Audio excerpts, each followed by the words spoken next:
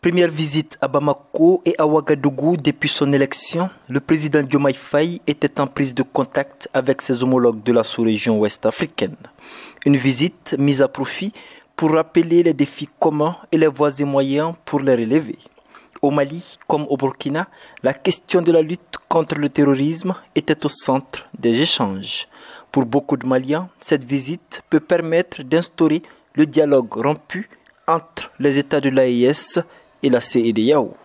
Diomaye peut jouer un grand rôle dans la décrispation des climats qui existent entre le pays et entre le Mali, le Burkina et la CEDEAO, bien sûr, parce qu'il incarne une nouvelle figure. Il n'est pas de ce club de présidents qui ont imposé des sanctions sur les deux pays. Bon, en tant qu'une nouvelle figure, je crois que ça peut peser lourd sur les deux pays, le Mali et le Burkina, qui peuvent vraiment avoir beaucoup plus en confiance en lui.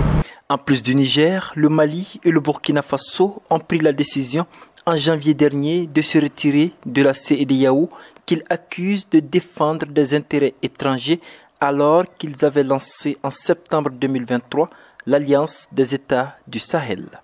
Lors de sa tournée, Bassirou Diomaye a, à titre individuel, plaidé pour un retour de ces pays au sein de la CEDEAO. Présent à Bamako pour prendre part à la 3e édition du Salon des médias, Ousmane El Hadj Ibrahim, directeur de Télé Sahel, la télévision nationale du Niger, pense que cela est difficile en l'état actuel des choses. La seule possibilité, c'est de traiter en tant qu'espace communautaire d'égal à égal avec la CEDEAO. C'est ce qui est envisageable pour un peu aplanir les conflits. Mais je ne pense pas, tel que ça a été vu, tel que ça a été demandé par la CEDEAO, que les 3 pays de l'AES individuellement retournent à la CEDEAO. Je ne pense pas à cela.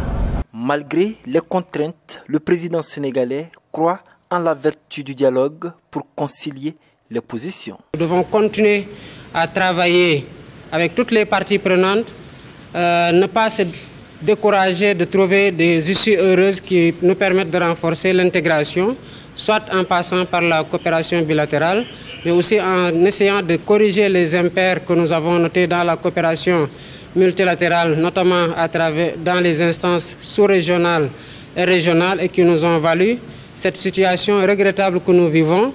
Au Burkina, où il a achevé sa visite, il a reconnu que les positions étaient figées, ce qui ne l'empêche pas d'entrevoir une opportunité de dialogue. Quant à la question de savoir si le Sénégal était prêt à rejoindre l'Alliance des États du Sahel, le nouveau président sénégalais a répondu que cela n'était pas à l'ordre du jour. Mohamed Danyoko pour VOA Afrique, Bamako.